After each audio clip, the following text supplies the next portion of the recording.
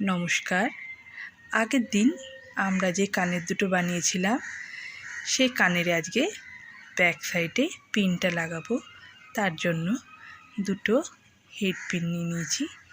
এখানে ক্লের দুটো অংশকে খুব ভালো করে মিশিয়ে নেব। অবশ্যই কানের যখন এই ব্যাক দিকটা রেডি করবেন তখন অবশ্যই যেন কানেরটা ভালো করে শুকিয়ে নেবেন, নাহলে কিন্তু কানের শেপটা নষ্ট হয়ে যাবে।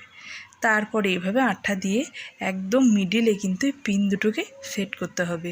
এখানে যদি পিনটা একটু নড়ে যায় বা সরে যায় তখন কিন্তু কানেরটা পরলে দেখতে ভালো লাগবে না, একদমই ভালো ফিনিশিং আসবে না।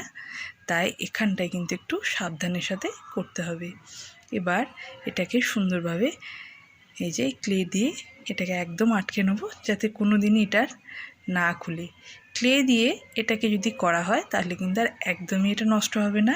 এবার যখন শুকিয়ে যাবে এটাকে সুন্দর মতন দেখে কতটা ঝোলাবো সেই মতন এটাকে বেঁকিয়ে নেব, তাহলে কিন্তু সুন্দরভাবে কানের দুটো রেডি হয়ে গেল।